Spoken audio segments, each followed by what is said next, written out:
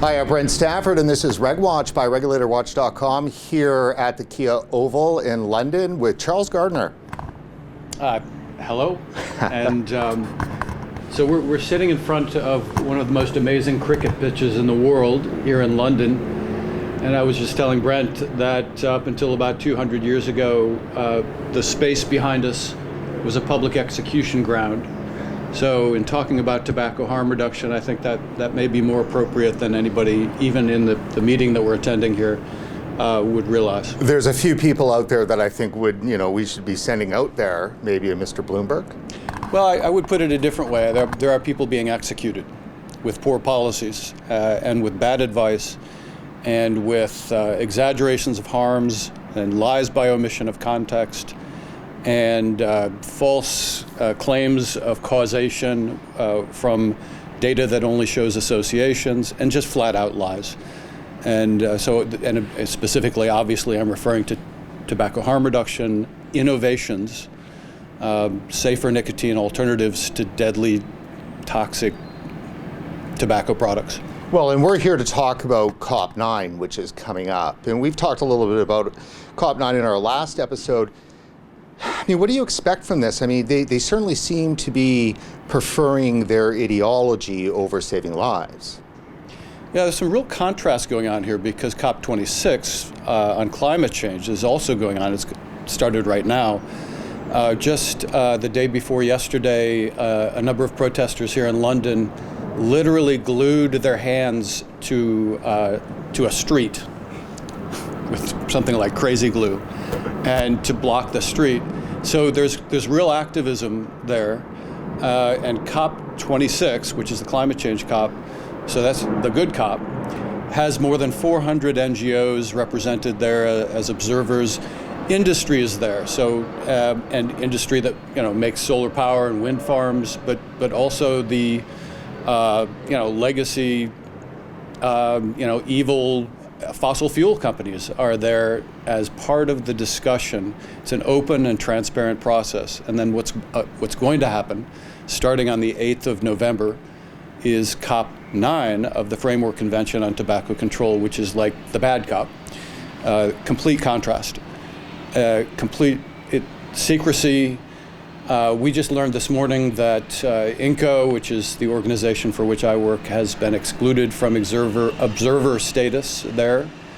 Again, so we applied and were excluded at COP8, which was 2 years ago. But you're a consumer organization.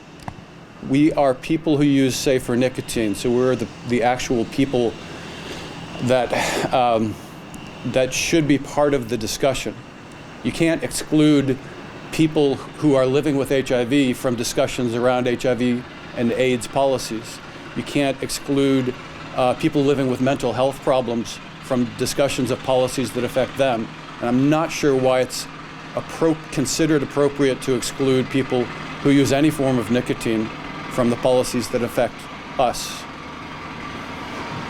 I want to ask you about Canada, because obviously that's our home country. And it's hard to get a sense from those outside of Canada really how bad it is, because, I mean, the CBC just last week, Dr. David Hammond, last week came out, and now teen vaping has reached the pre-pandemic levels, according to the University of Waterloo researcher. That pretty much is the one person who provides all the data in Canada.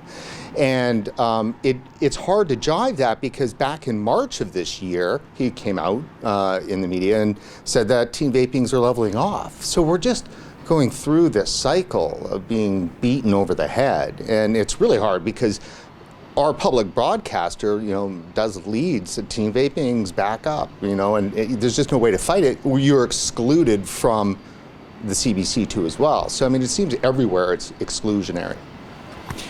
Yeah, actually, I'm just an honorary Canadian, and that comes from years ago research I was doing on healthcare innovation with Canadian Institutes of Health Research and others, other organizations, IDRC in Ottawa, so I wish I had time to look more carefully at the data that's coming out of Canada. I'm quite fluent in the data from the United States. And generally, the trends in smoking and use of safer nicotine alternatives are pretty similar in both countries. It would be strange. I mean, we are neighbors. If the numbers are going in completely opposite directions, what we're seeing in the United States is teen smoking rates are at the lowest they've been in 50 years.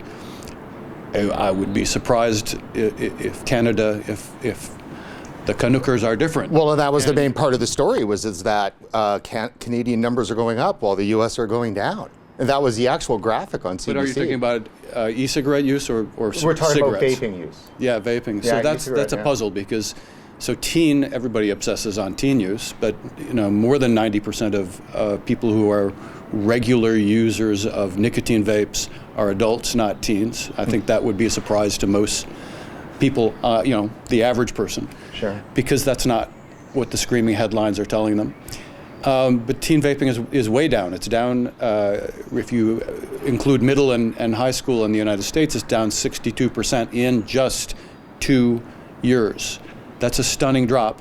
And our public health officials are basically kind of keeping quiet about that one. Mm-hmm. I would be stunned if something like that had not also happened in Canada. Well, and that's the thing, and I mean the last point on this is that there is actually no data available to see because it's not in a report. It was something that he delivered in a conference to SRNT back in August, and then just it's not peer reviewed. It's not. It hasn't gone through any kind of vetting process. No. And we know. I hate to say it because I don't know the man, and I don't want to slander people, but. Questions were raised about the data that he produced just the last time. Yeah, that's exactly it. Well, it's weird, we live in a world where there is no voice. Like Health Canada, there's no discussion. They're not talking to anybody. It's just like some amorphous blob of bureaucracy that it's very Orwellian, and there's Big Brother, I guess, is up there. So because of our moral panic, our politicians are moving forward with policy cures for this crisis that they perceive. And that involves raising taxes, so that decreases the affordability of safer alternatives to smoking. It involves capping nicotine at arbitrary levels, which is an odd thing to do because if you hand a smoker a cigarette that's a 50% reduced nicotine, they're going to puff more often and deeper into their lungs, and you're going to increase their harm. So if you think there is any harm from e-cigarettes, that's pretty well a crazy thing to do to cap the nicotine. And then flavor bans, obviously, is said to be some kind of cure. Now that this is on the logic that what remains the cigarette-flavored e-cigarette is some sort of teen repellent. There actually is no evidence of that, but we're going with that because, it just stands to reason, right? And but both of these approaches then reduce the acceptability for adult smokers, and are likely to cause some adult vapors to relapse to smoking. And then finally, we're reducing access. We're reducing availability. In North America, vape shops are shutting down everywhere. Here in London, there's a vape shop on every corner. It's quite stunning. You walk into them, and they're knowledgeable, and they're ready to help smokers quit and to stay quit. But we also, and I'm sure in parts of Canada, you're moving in the same direction to ban online sales and ban mail shipments, which we have done in the United States, and so when I worked on HIV/AIDS drugs and vaccines, on tuberculosis drugs, drug development in public-private partnerships at the Rockefeller Foundation, and HIV and malaria drugs and vaccines. Same thing. It was always about not just the innovation that would lead to a better, more effective drug or vaccine, but it was about these 3 A's, right? The affordability, the acceptability, because if it's not acceptable to the final user at the bedside, it's going to help no one. And the availability. And so we're shutting all of that down for products that are clearly safer, that clearly help smokers quit, that could be an immense boon for public health. So Charles, I've got a Latin saying here. Maybe it's Salus Populi Suprema. Salus is probably health, and of the public is supreme, or is the overarching thing. Salus Populi Suprema. Let the good of the people be the supreme. There we go. Or the other way in which it is, which it's also translated, is let the safety of the people be supreme. Yeah, one would think that would be the goal. Yeah, it's Cicero. Brilliant man. Yeah, and it's like the motto of a huge number of states in the U.S. and governments across the world. And that's the motto. And all of a sudden I'm going, oh, no wonder they keep saying that their job is to keep people safe. I'm like, we didn't hire you to keep me safe. But, straight to the Latin, it seems to be that that's really what they think their job is. Yeah, I used to teach healthcare ethics. We would talk about these basic moral principles. I mean, governments are built upon moral principles as well, as is healthcare. And the thing that's rattling around my brain over the past year is two basic principles in healthcare, one of which is autonomy, and that involves truth-telling and informed consent and informed choice. But the other is utility, so that's John Stuart Mill. This is the greatest good for the greatest number. And there's often a divide in public health. So that, doctors at the bedside are more focused on the patient and the individual patient's autonomy and their health benefit and their quality of life is the phrase I was looking for. And then there's the big public health background, kind of stepping back several steps where you're looking at the whole population. And that is more of a utilitarian approach. And this is where you might be inclined to introduce taxes to stop people from doing something you don't like them to do, to get them to stop using salt or sugary drinks, or obviously cigarettes or alcohol, right? The sin taxes. This is where you might ban certain things like indoor smoking and so on, because it's for this kind of greater public good, and you're willing to decrease the autonomy of individuals for that greater good for the greatest number. But the thing is, in any healthcare class, teaching to medical students and nursing students, dealing with case studies with patients, these two moral principles come into conflict all the time. Those are the most interesting case studies you can deal with, because the kind of broader policy setting for, which can be paternalistic, which is not a good thing. The modern term used by some is the kind of nanny statism. Used that before. Libertarians love that, but everybody uses it these days. Sure. I don't know when that started to pop into the general conversation. Well, the moment they locked down the entire Western world might have been a start. It's been around before that, but it'd be interesting to go back and look.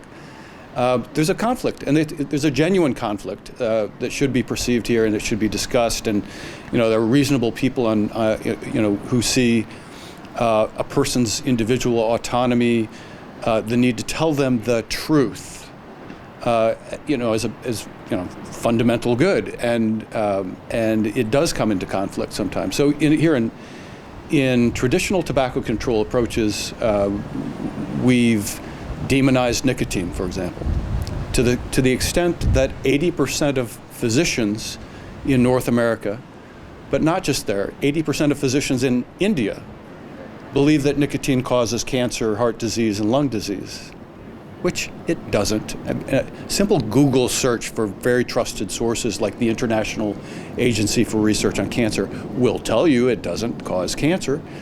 And But so 80% of 4 out of 5 doctors are that profoundly misinformed, and that is a direct result of decades of tobacco control messaging. For the greatest good for the greatest number. Somehow it was perceived that demonizing nicotine would discourage smoking initiation and encourage smokers to quit. And for their own good, it's a paternalistic approach. So to my thinking as a public health person for 30 years, tobacco control is unlike any other field of public health. It has incrementally and slowly become more and more comfortable with these kind of misrepresentations of the full truth, a lie by omission of context. Okay, the evidence is overwhelming that even American chew tobacco, which is actually quite toxic, Right. Is safer than combustible. is safer than a cigarette. Sure. And public health has got its mindset on the idea that there is no safe tobacco, and so that's the message they're going to go with. But don't you think that a smoker could benefit from knowing that there's a safer alternative? Now that's where we were 20, 30 years ago, but now there are vastly safer alternatives, safer nicotine alternatives. And so you see that continuing reluctance to tell smokers. So now 60% of smokers think that, for example, e-cigarettes are just as harmful, if not more harmful, than smoking. Again, profoundly misinformed by the very public health people who should be working to their benefit.